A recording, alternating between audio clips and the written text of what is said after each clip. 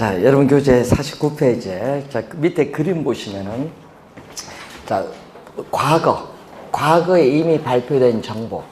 자, 예를 들어서 1년 전에 발표된 정보. 뭐 이런 식으로 과거에 이미 발표된 정보가 현재 시장 가치에 영향을 주는 거. 이것을 우리는 무슨 거라 하냐면 약성 효율적 시장이다. 자, 과거의 정보가 현재 시장 가치에 반영되는 시장인데, 과거의 정보만 반영됐기 때문에 현재와 미래의 정보를 얻기 위해서는 정보를 획득하기 위한 뭐가 존재한다? 정보 획득하기 위한 비용이 존재를 해요.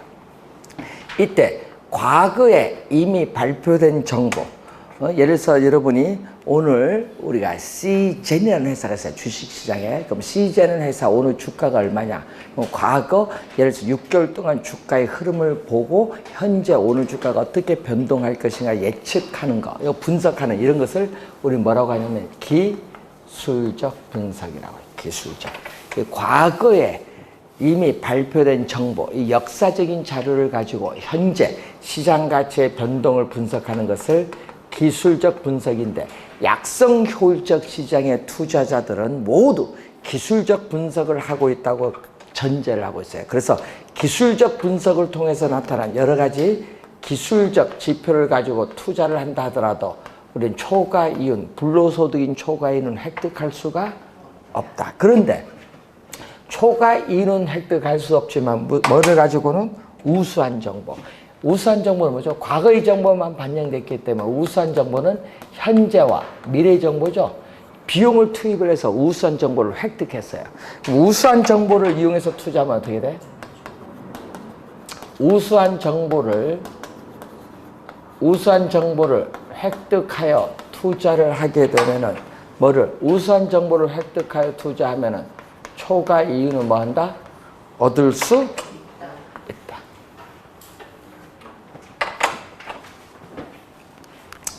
자, 우선은 이 얘기인데, 자, 그러면 이 과거의 정보만 들어간 것이 아니라 더해줍니다. 과거에 이미 발표된 정보뿐만 아니라 현재 공개되는 정보까지 반영된다.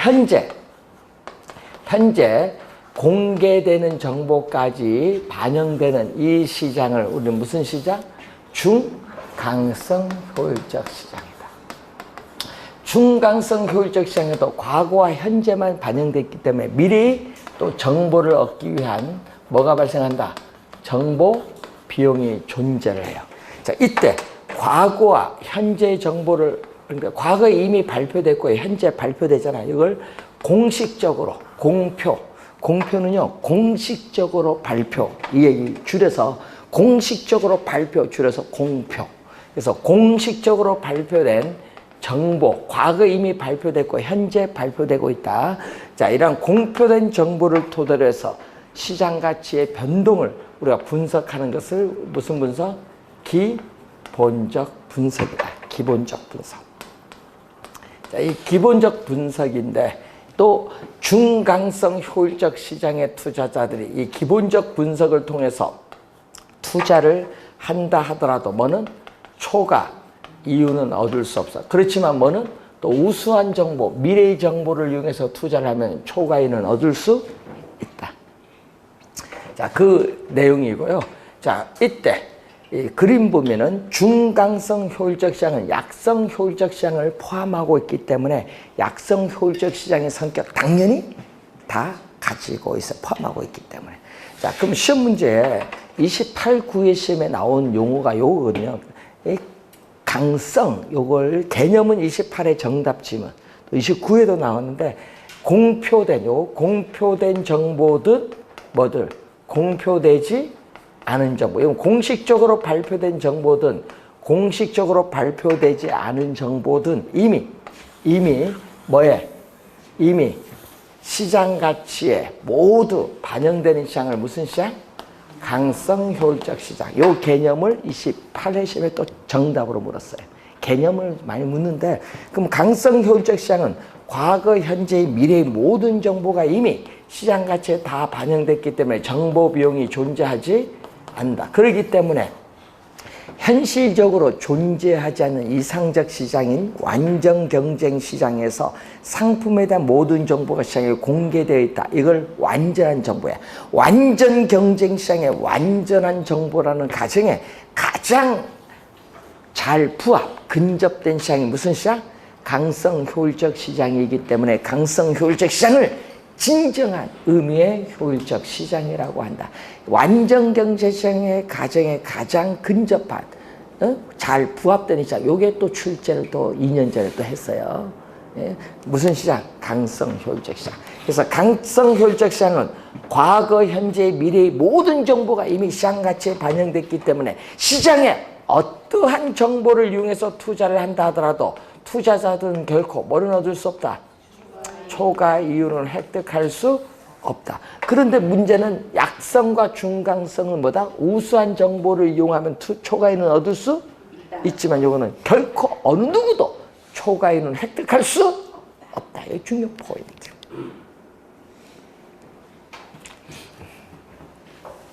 자, 여러분 우리 논리학에 이런 게 있거든요. A는 B다. A는 B다. 논리학에 이 말은요. 이 A가 이 B 안에 포함이 되면은 이 문장은 뭐다? true. 참, true. 참. 그러면 A가 뭐냐? A는 완전 경쟁 시장. 시장에서 자원이 효율적으로 배분이 이루어지는 완전 경쟁 시장의 A가 완전 경쟁 시장. 그럼 B는 뭐다? 우리는 할당, 효율적, 자원이 효율적으로 배분이 이루어지는 시장인데, 자, 요 포함 관계를 보세요. 그럼 완전 경쟁 시장은 할당 효율적 시장이다 하면 뭐다? 요 포함되어 있잖아요. 이 문장은 뭐? 맞는 지문. 완전 경쟁 시장은 할당 효율적 시장이다 하면 맞아요. 그럼 역은 성립하나? 역은 있죠. B는 A다 하면 어떻게 돼? B는 A다 하면 요거는 false, 거짓. 뭐다? 왜 요거는 성립하잖아요? 그러면은 할당 효율적 시장은 완전 경쟁 시장이다 하면 틀린 지문이다. 왜? 요 빗금친 부분이 완전 경쟁 시장에 뭐다? 포함되지 않기 때문에 그래요. 그럼 이 부분이 무슨 시장? 이 빗금친 부분을 우리는 무슨 시장? 불안전 경쟁 시장. 그럼 이 불안전 경쟁 시장인데, 그래서 시험 지문에 출제를 요구하거든요. 이 불안전 경쟁 시장이라도 할당 효율적 시장이 될 수 있다. 있다의 동그라미. 시험에 요거 없다로 또 정답을 한번 또 출제해서 요 두 번 출제했거든요. 있다 없다 잘 봐야 되는데, 그래서 여러분이 교재 51페이지에 거기에 1번의 끝에 있다, 2번 끝에도 있다, 동그라미. 이거 시험에 없다고 출제 많이 하거든요, 항상. 말을 바꿉니다. 불안전 경쟁 시장도 뭐가? 정보의 가치와 뭐가 일치한다면 정보 비용이 서로 같다. 정보 가치가 1억인데 정보를 획득하기 위한 비용도 1억 서로 같으면요. 뭐가 없다? 초과 이윤 자체가 없어요. 초과 이윤이 없을 때를 우리는 뭐라고 한다? 시장에서 자원이 효율적으로 배분이 이루어지는 무슨 시장? 할당 효율적 시장이 돼요.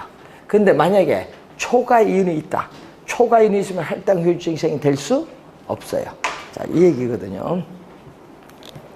자, 그걸 염두에 좀 두시면 되겠습니다. 그래서 6번에 보시면요. 할당 효율적 시장. 그럼 할당 효율적 시장은 초과 이윤이 없어요. 초과 이윤이 없기 때문에 뭐가 돼? 과대평가된 부동산이나 과소평가된 부동산은 존재하지가 않는다는 거예요. 네? 뭐 할당 효율적 시장에서는 초과 이윤이 없기 때문에.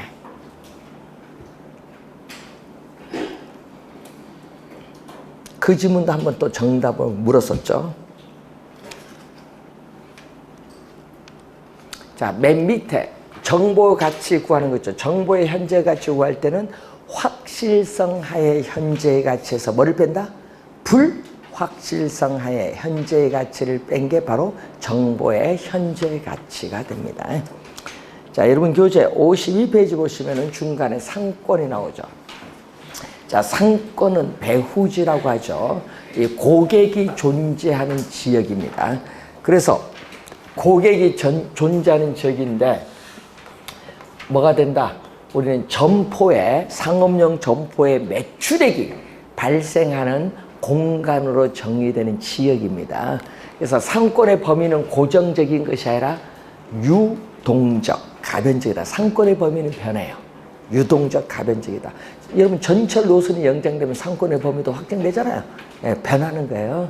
자, 그리고 여러분 상권에 관련해서 또 우리 주거지나 공업지보다는 상업지에서 중시되는 게 또 가로죠. 여러분 우리 밖에 저기 보면 차도도 있고 옆에 사람 다니는 게 있죠. 그게 가로예요.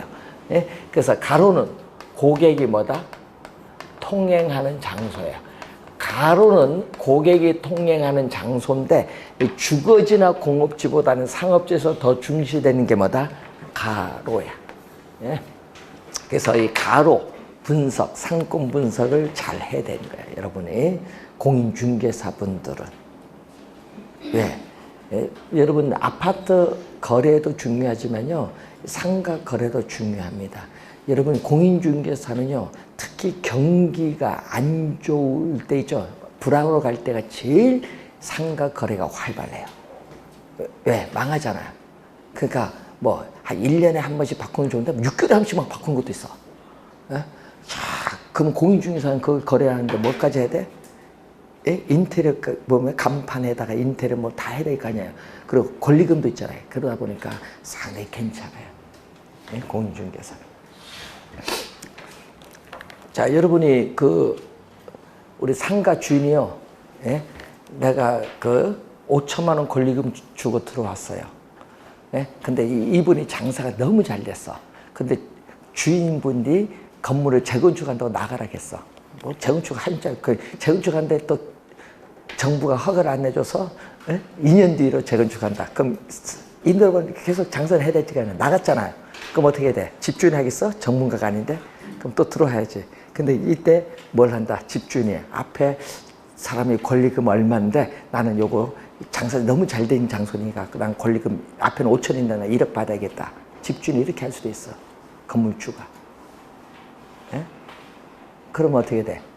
1억을 받겠다는데 중개업자는 알죠. 거래를 했으니까. 그래서 아니 요거 5천만 원인데 1억 하면 이거 들어올 사람 없다. 그래서 이제 얘기해서 그럼 건물주가 그럼 5천만 원이라도 받아달라 하면은 본인 중개사는 1억 받았어. 그럼 5천만 원 내 거야. 예? 내 거예요. 그런데 문제는 주는 사람 있죠. 매수자한테 절대 어떻게 돼? 매도자가 과거 얼마 이런 얘기하면 안 돼. 거래 깨져. 그렇죠? 예? 그래서 우리 전에 미리 알았어요. 돈은 줬는데 미리 해서 자기는 권리금이 이 사람이 앞에 5천만 원에 자기는 2억 주고 들어왔다. 1억 5천 돌려달라고 소송 걸었는데 소송 패소했어요. 야, 그 돈은 누구? 공인중개사 컨설팅 수수료. 그러니까 여러분 상가가 그래서 재밌는 거예요, 여러분. 예? 열심히 해서 상가 경기 안 좋을 때 여기 많이 망가돼요, 보니까. 저기 보니까 다크하우스 2층도 없어지고 저 옆에 가니까 감자탕도 없어지고. 예? 많이 바꾸고 우리 산책하다 보면 일주일 전에 저기 있었는데 없어지고. 자주 바뀌잖아요. 그러면 공인중개사인데 좋은 거예요. 자, 그래서 여러분 그걸 우리가 할 때 그래서 시험 문제는요. 주거용 부동산은 출제를 안 해. 그리고 공업용 부동산도 잘 출제 안 해. 여러분 거래 잘 안 하니까 제일 많이 하는 게 여러분이 이유 많이 난 게 상권 분석이야. 그래서 출제 요원들은 상권 분석을 매년 출제를 해요. 올해도 출제합니다. 여러분 작년, 재작년은 2년 연속 이론을 출제했고요. 그전에는 계속 계산 문제 출제했어. 올해는 계산 문제 출제가 될 가능성이 높은 게 뭐다? 상권 분석 모형. 올해 출제를 한다. 하여튼 올해는 계산 문제가 중요해요. 계산 문제는 두 학자. 누구? 레일리와 허프 요 두 학자인데 여러분이 24회, 26회, 27회는 레일리, 25회와 28회는 허프 계산 문제, 20회도 허프. 그러니까 돌아가면서 내는다. 올해도 둘 중에 하나에서 계산 문제가 출제가 예상된다. 계산 문제 나오면 레일리 아니면 누구? 허프. 알면서 가서 틀리는 건 좀 그래요. 시험제 출제된 거 알면서. 자, 인력이 들어가거든요. 우리 뉴턴의 만류 인력의 법칙을 응용을 해서 상권 분석 모형에 도입한 최초의 학자. 최초의 학자가 누구? 레일리. 최초니까 시험에 그래서 많이 내는 거예요. 자, 레일리의 소매 인력의 법칙. 거기 보니까 무슨 모형? 중력 모형. 요 모형인데, 자, 두 중심지 사이에 위치하는 소비자. 자, 예를 들어서 여기 A. 그럼 도시 단위를 기준하거든요. A 도시 예를 들면은 40만 명. 도시 단위를 기준해요. 그러면 B 도시 예를 들면은 B 도시는 얼마? 10만 명. 이렇게 도시 단위를 기준했을 때 직선거리입니다. 직선거리, 절대적 거리인데 예를 들어서 우리가 중간에 뭐가 있다? 우리는 C 도시가 있는데 C 도시에 소비자 5만 명이 A 도시에 몇 명 물건 사러 가면 나머지는 몇 명 B 도시로 가느냐. 여러분 A 도시에 몇 명 가면은 B 도시에는 몇 명 가느냐. 예? 이걸 뭐라고 해? 상대적이라고 하죠. 예? 소매 잠재력의 상대적 크기를 설명해. 상대적이란 말이 나오면요. 분모 분자로 나와야 돼. 상대적이라는.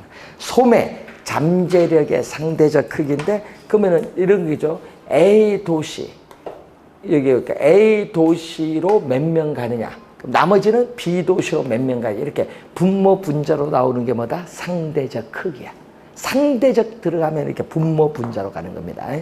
그래서 A 도시로 몇 명 가면 상대적으로 나머지는 B 도시로 몇 명 물건 사러 가느냐 이 말이에요.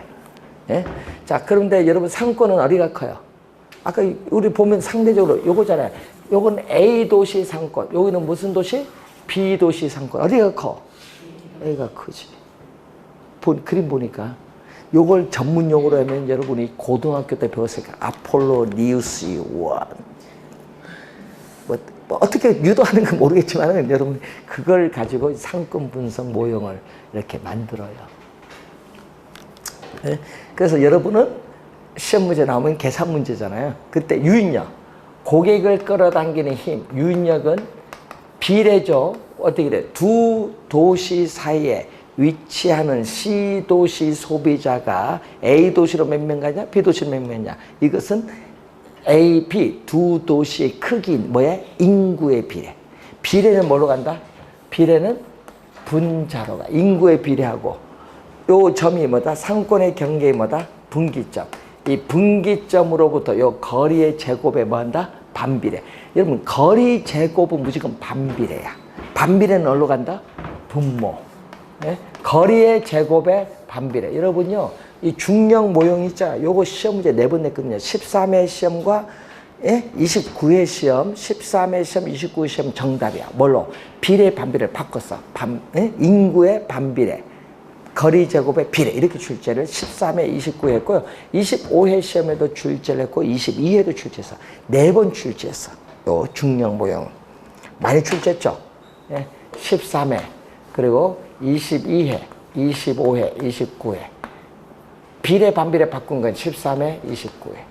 4번 출제. 계산 문제 4번 출제. 계산 문제 4번 출제. 우리가 17회 시험. 처음 출제해서 우리가 24회, 26회, 27회. 4번 출제. 계산 문제는 4번. 많이 출제하죠? 핵심 그것만 딱 기억해두면 되죠. 원래는 계산 문제 나올 가능성이 높아요. 그래서 계산 문제 잘 확인해 두시고, 분모 분자 할 때 뭐에 인구의 비례, 거리 제곱에 반비례한다 하는 거. 그럼 여기는 얼마? 그럼 A 도시는 뭐 인구 지금 얼마? 40만 명에 비례하고 거리 10km 제곱에 반비례. B는 얼마? 인구 10만 명에 비례. 거리 얼마? 5km 거리 제곱합니다. 요거 계산하면 돼. 요거는 2개 곱한 거 뭘로 간다? 탄력성 배울 때 분모. 요거 2개 곱한 거 뭐다?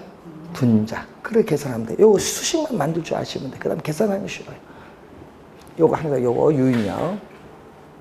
자, 그러면은 이 네일리의 소매 인력의 법칙을 수정을 했어요. 이 수정을 해서 나타난 수정된 소매 인력의 법칙은 누구? 컨버스. 수정된 소매 인력의 법칙은 컨버스의 분기점 모형. 수정된 소매 인력의 법칙인데 뭐를 수정했을까요? 요 인구죠. 요 인구.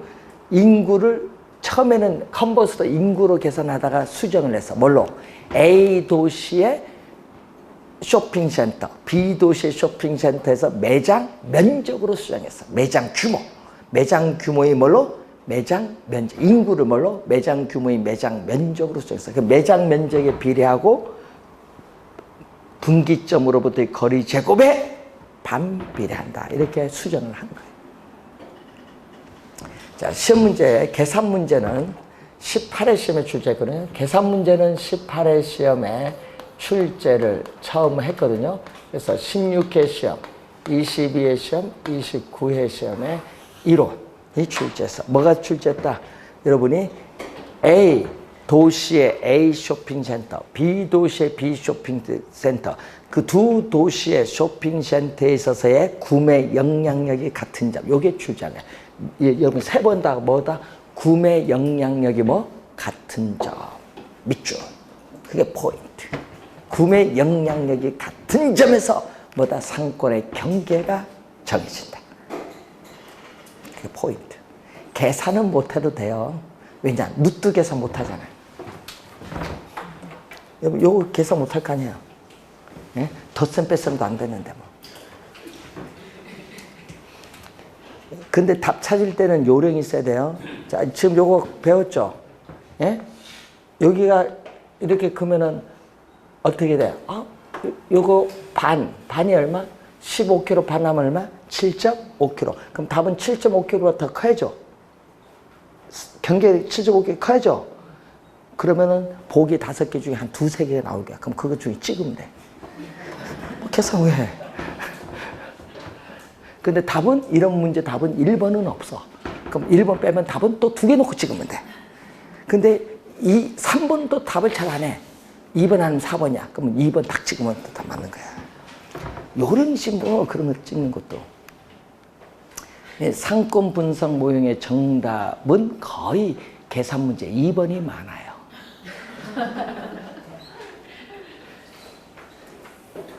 농담 삼아서 얘기하는 게 아니라 진짜예요. 시험 전하면 못 풀 거면 찍어야지 2번. 뭐 안 풀 거면 찍어야지. 1번, 5번 찍는 사람이 제일 바보라는 걸 아세요? 찍는 것도 요령이 찍었지. 상권 분석 모형은 몇 번? 2번. 네, 기억에 좀 해놔야지.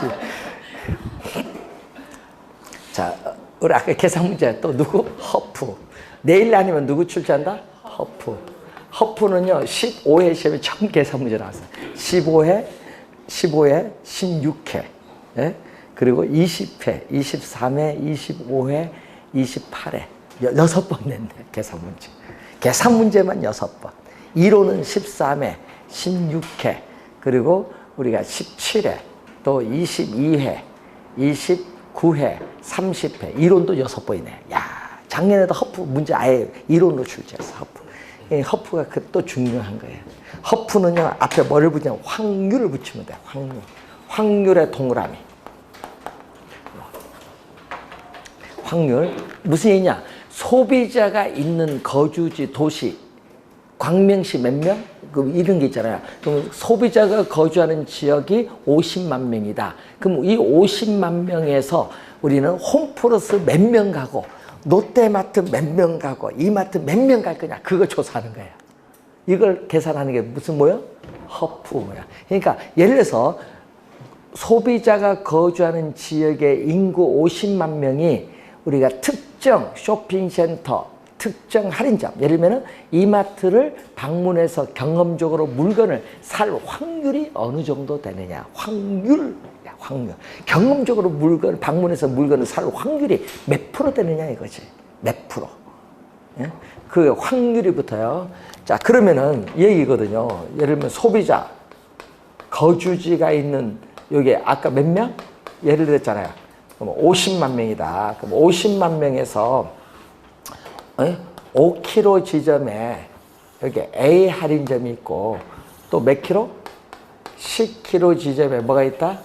B 할인점이 있다. 그럼 이때 이 A 할인점을 방문해서 경험적으로 물건을 살 확률은 뭐에 영향을 받느냐? 세 가지 요인이 있거든요. A 할인점의 매장 규모, 매장 면적 몇 제곱미터냐? 연면적 나오죠? 예? 그 매장 규모, 매장 면적, 그리고 소비자 거주지에서 A 할인점까지 뭐? 거리, 그리고 또 뭐? 거리, 그 뭐냐? 경쟁 쇼핑센터가 몇 개 있느냐? 지금 요건 B 하나밖에 없죠? 뭐, 우리 여러 개 있잖아요. 예? 그래서 우리 세 가지 요인의 영역만. 요거 22회와 29회 시험에 출제해서 그 세 가지 요인. 세 가지 요인. 그러면 항상 계산할 때 뭐를 구해야 돼? 우리는 A 할인점을 방문해서 경험적으로 물건을 살 확률을 우리 뭘로 표현한다? 시장 점유율로 표현한대요. 시장 점유율 구할 때는 분모는 전체야. A, B 유인력 두 개 전체에서 분자 구하고자 하는 A를 구하면 돼. 항상 계산은 시장 점유율을 제일 먼저 구하고 그 다음에 이용객 수나 매출액 이렇게 구하면 돼요. 항상 제일 먼저 구할 건 뭐를? 시장 점유율을 구한다. 분모는 전체에서 구하고자 하는 점포가 어느 정도 차지하느냐 보시면 돼요. 이 시장 점유율이 A 할인점을 방문해서 경험적으로 물건 살 확률 를 시장 점유율로 표현한다. 자, 그런데 문제는 여러분이 여기서 3km 지점에 C 할인점이 신규로 들어선다. 여기 신규로 들어서면 어떻게 돼? 소비자 거주지 50만 명이 변화가 없는데 상권, 한 지역사회 상권에서 거주지는 50만 명 변화가 없는데 신규 할인점 C가 들어서면은 고객이 A, B 갔던 고객이 여기도 오겠죠. 여기서 뺏기죠, 고객. 그러면 A, B 고객은 뭔다? 감소하고 B는 신규 들어서면서 고객이 늘어나죠. A, B 감소한 만큼 C가 늘어나요. 이걸 뭐라고 해? A, B 합쳐서 5만 명 감소했는데 그럼 C가 5만 명 증가했어. 이걸 뭐라고 하죠? 제로썸이라고. 제로썸 게임. 전문 용어로. 그래서 허프 모형은 뭐다? 제로 썸 게임. 요 용어를 좀 알면 돼. 제로썸 게임이 나타나요. 허프의 확률적. 뭐가? 상권이 고정되어 있을 때. 50만 명 변화가 없다. 제로썸 게임이 나타나요. 그래서 여러분이 우리가 인구는 변화가 없는데 거기에 할인점 하나 있으면 되는데 2개, 3개 들어오면 어떻게 돼? 경쟁에서 매출액이 줄어들죠? 네, 줄어드는 거예요. 그래서.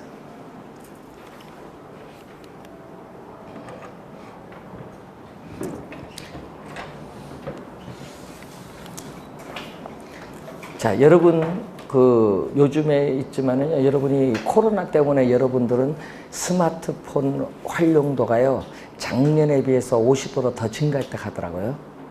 보는 시간이나 뭐 있는데, 그런데 문제는 여러분이 이마트나 이런 가서 물건 사기보다 스마트폰으로 주문을 하는 게 많아요. 배송을 해주니까. 그래서 이제 앞으로 3년 이내 운하 할인점이 반 이상이 없어진대요. 예. 스마트폰 다 주문하는 거. 은행 점포 60%가 없어진대요. 스마트폰 다 하니까. 점포 뭐 한가하지 뭐 안 가잖아요, 여러분. 네? 바뀌는 거야. 학교 50%가 없어진대. 뭘로 해? 이번 봤잖아요. 등교 안 해. 이걸 다 하지. 자, 앞으로. 학교도 없어져. 네? 지금 미국이 난리났죠. 미국 대학교 기숙사 다 폐쇄했어요. 유학 오던 사람 다 돌려보냈어. 거기에서 뭐 한다? 인터넷으로 수업 들어. 네? 수업료는 반값. 앞으로 우리나라 대학 가요, 안 가요? 안 가지. 인터넷으로 미국 대학 가서 듣지. 우리나라에서 듣는데. 코로나 때문에 이제 오지 말래. 돈 여기서 내고 인터넷 듣고 거기서 화상으로 대화를 하는 거예요. 질문. 예? 출석 부르고. 나 서울대가 안 갑니다. 서울대 왜 가요? 앞으로 엄청 바뀌어요. 그러니까 여러분이 앞으로 영어, 중국어 잘하고 뭐 외국어 잘하는 사람이 1등이야. 왜? 해외로 가는데. 예? 예? 연세대학교 1년 2천만 원이다. 그러면 예? 미국 하버드 1,000만 원 가는데 예? 수업료 반값 때려버리면 예? 그래서 뭐만 내면 돼? 마지막 논문 발표할 때만 미국 가서 발표하면 끝.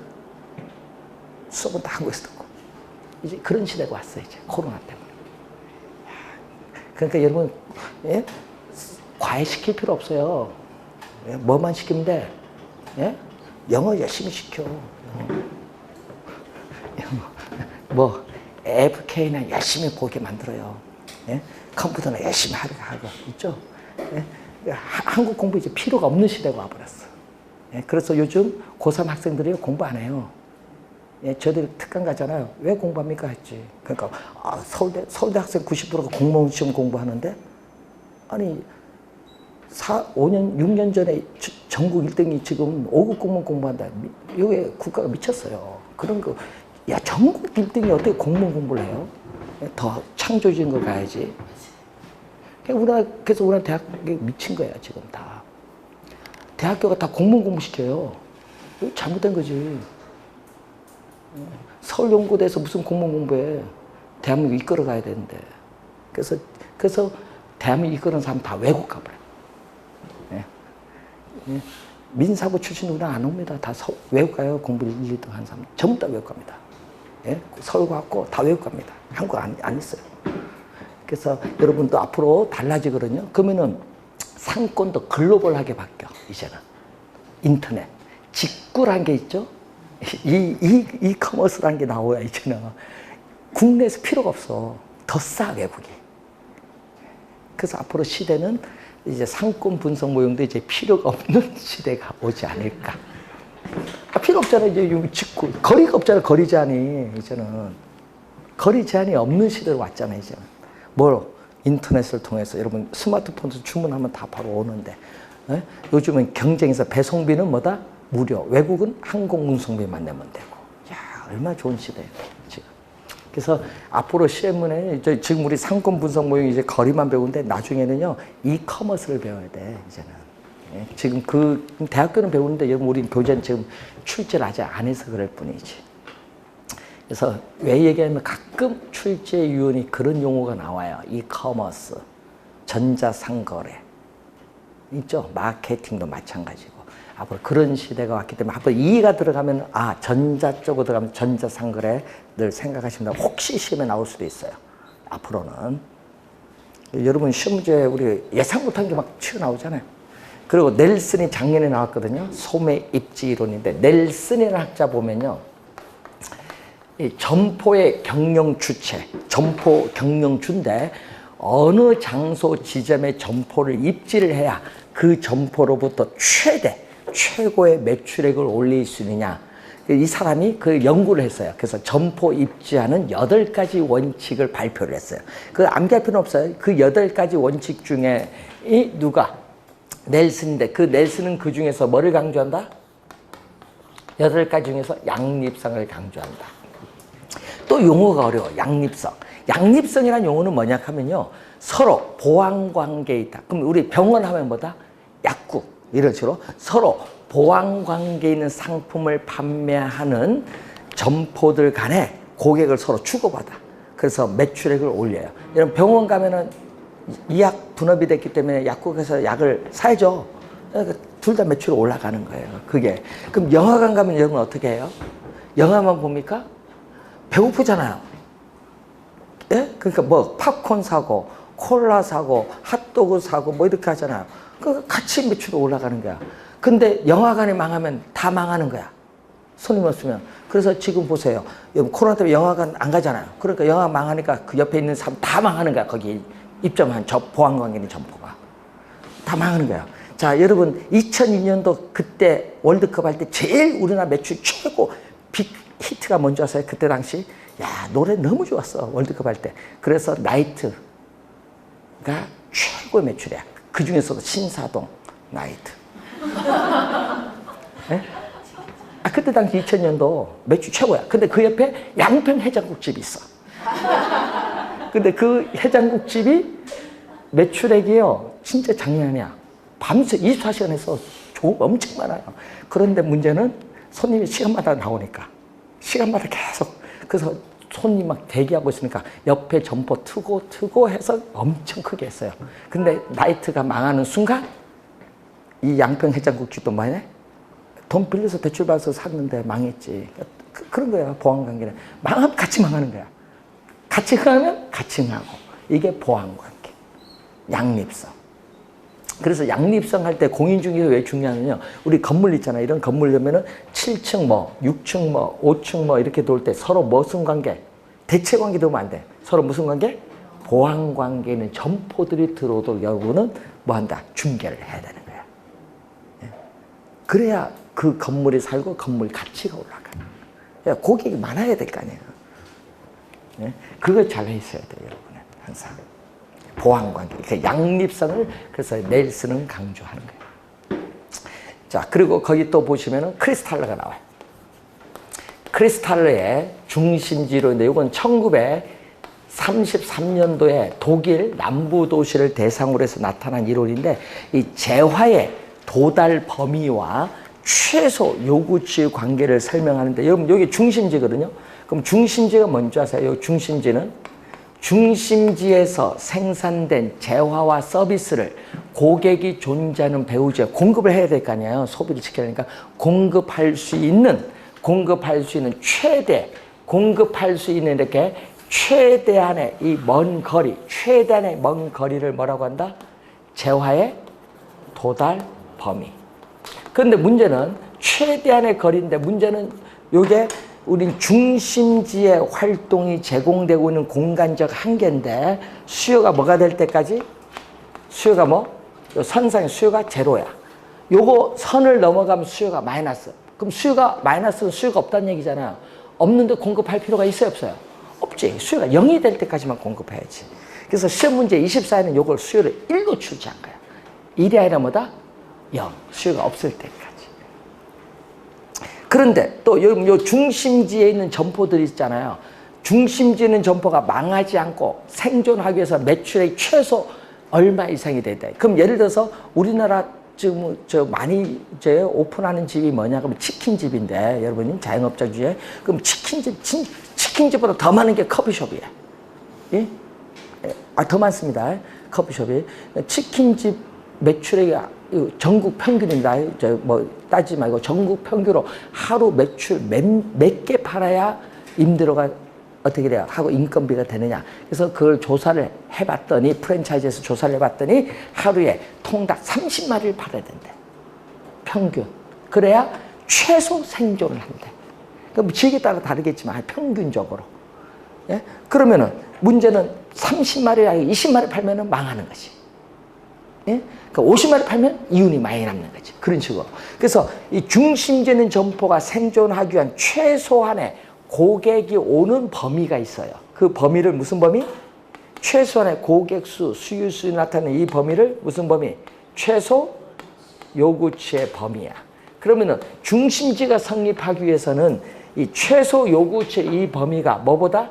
재화의 도달 범위보다 뭐 해야 돼? 작아야 중심지가 성립을 한다 이 말입니다. 그래서 그 작년에 29회 30회는요. 29회 30회는 말로 출제했거든요. 그래서 다른 말로 하여튼 중심지 뭐 중심성 나온다. 중심지의 중심성의 크기가 어디냐? 크기가 여러분 중심지가 가까운 지역에 영향을 미치는 것보다 편의점 같은 거 이런 건 저차원 중심지. 학교에 학군이죠. 일정 범위의 학교 가야 되니까 이건 중차원 중심지. 백화점 할인점보다 고차원 중심지. 먼 거리에서도 물건 사기서 온다. 중심지 기능이 먼 지역에까지 영향을 미치는 건 고차원 중심지. 백화점 할인점. 그래서 우리 중심성의 상대적 크기에 따라 중심지를 이렇게 나누는데 중심지의 크기, 분포, 양상을 이렇게 나누는 거 누구 이론? 중심지 크리스탈 이론. 작년, 재작년 출제했어요. 자, 그 내용을 우선 한번 확인을 또 해보시면 되겠습니다. 자, 여러분 그림이 54페이지에 그 중간에 그림이 나오는데, 자, 여러분 그림을 보면 이런 그림이 있어요. 요게 배우지 뭐다? 외접형. 밖에서 외접을 하잖아요. 여기가 중심지야. 그럼 중심지인데 이 원은 상권의 범위인데 여기서 이렇게 상권까지는 물건이 공급이 돼. 근데 공급 안 되는 지역이 있거든요. 이 지역은 재화나 서비스가 중심지에서 생산된 재화 서비스가 공급이 안 돼. 이게 배우지 외접형. 그래서 뭐가 온다? 이제 경쟁이 치열해. 그래서 불필요한 경쟁. 이렇게 배우지가 중첩돼. 이때는 불필요한 경쟁이 발생을 해. 그러다가 최종적으로 뭐가 온다? 이렇게. 뭐가 오죠? 정육각형이 와. 그러면은 중심지에서 생산된 재화나 서비스가 이렇게 공급을 하는데 뭐가 없어요? 빨간 부분이 없어요. 모든 지역에 다 공급을 할 수 있는. 이게 이상적인 모형. 무슨 모형? 정육각형. 이렇게 다수의, 이렇게 지금 요거는 그림이 3개만 그렸는데 다수의 이렇게 중심지가 분포됐을 경우에 중심지 상권의 형태의 이상적 모형은 무슨 모형? 정육각형. 정육각형. 그래서 크리스탈러가 나오면은 딱 머릿속에 뭐 떠야 된다? 정육각형이 이상적 모형. 하여튼 정육각형이 이상적 모형이다. 이렇게 보시면 되겠습니다. 자, 55페이지 애플범 교수의 CST. C는 고객이에요. 커스터머. 그리고 스파팅은 분포. 테크닉, 기법. 그러니까 CST. 원어로 그래 출제하기로 하고요. 이걸 번역하면 소비자, 분포, 기법. 이렇게 나오는데, 자, 여러분 이마트가 있어요. 이마트가 있는데 고객이 물건 사러 옵니다. 그 인터뷰를 통해서 어디서 왔습니까? 지도상에 표시를 해요. 그래서 그런 온 것을 보고 이렇게 연결하면은 상권의 범위를 확정해. 그래서 지리적 상권의 범위를 실무적으로 획정을 하기 위한 기법이 바로 애플범 교수의 CST야. 그럼 상권의 범위를 알 수 있고요. 고객이 와서 물건을 뭐 사는지 카드 그림 다 나오잖아요. 고객의 특성도 파악해. 한 달에 몇 번 오느냐, 1년에 몇 번 오느냐, 어느 정도 기간에 다 파악이 됩니다. 그리고 광고도 할 수 있죠. 광고, 판매 촉진 전략, 수립에 기여할 수도 있고, 또 경쟁 점포와의 경쟁의 정도가 어느 정도인지도 알 수 있고, 또 장사 너무 잘 되면 한층 더 올릴까? 점포 확장 계획에도 유용하게 활용할 수 있는 방법이 바로 뭐다? CST. 이거 실무적으로 직접 조사를 하는 겁니다. 많이 하죠. 자, 여러분 한번 여러분 요즘 가보시면 알겠지만요. 가보면 옛날에 비해서 많이 줄었죠. 할인점 이런 데 가보시면 많이 줄었어요. 그런데 여기 광명 코스트코는 안 준 것 같아요. 추천 가니까 꽉 찼더라고요. 예? 그럼 왜 꽉 찬지 모르겠지만은, 다른 데는 텅텅 비던데, 저번 주 토요일, 금토일 뭐 조사한다고 한번 쭉 봤는데, 하나로마트만 꽉 차고, 뭐 다른 데는 다 텅텅 비더라고요. 하나로마트 왜 꽉 차냐 조사했더니, 국가재난지원금은 하나로마트만 쓸 수 있다. 이렇게 나오더라고요. 농수 측협에서 노비를 했겠죠. 다른 데 쓰지 못하도록. 재미납니다. 자, 그래서 이제 요 분석인데 지금 요것이 지금 여러분이 이제 시험 출제도 요거 하는데 앞으로는 요 범위를 많이 벗어날 거예요. 왜냐면 지금 대학교에서는요, 요거를 강의하는 거예요. 요거보다 더 범위 벗어나서 이커머스까지 강의를 하는데 그게 출제할 수도 있어요. 왜? 출제원이 출제하면 앞으로 여러분 그 범위까지 공부를 하셔야 돼. 지금은 그까지는 안 출제를 하지 않는데 만약 계산 문제 출제를 하는다. 여러분이 우리가 부동산 입지론의 출제 위원이 당국대 교수인데 당국대 교수분이 출제를 할 때는 뭐를 출제하면 레일과 허프를 중요시해요. 이분은 이걸 중간 기말 계속 출제하거든요. 그해 중간 기말 출제하면 반드시 내요. 공인중개사 시험에. 예. 예. 이분은 늘 네일리 허프를 계속 내거든요. 그러니까 계속 우리 네일리 허프가 계속 나오는 거예요. 나 요 학자 어렵다. 다 공부하기 싫다. 그러면 네일리 허프만이라도. 작년에 2문제에 걸쳐서 출제했습니다. 그래서 하여튼 올해도 출제를 합니다. 그래서 잘 확인해 두시기 바라고요. 자, 그러면 다른 건 이제 공부할 필요가 없고 여러분 교재 58페이지의 공업 입지 이론은 우리가 다음 주에 강의를 진행했습니다. 중간에는 원래 출제하지 않으니까 공부하지 마세요. 빼주는 겁니다, 범위. 그건 공부하지 마세요. 출제 원래 안 하니까.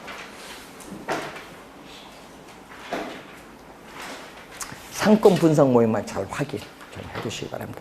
자, 다음 주에 공업 입지론, 지역경제 기반 이론, 도시 내부 구조론, 지대 이론 해서 우리 정책 이론까지 빠른 속도로 또 진행을 하도록 하겠습니다. 자, 잠시 쉬고 기출문제 풀이하겠습니다.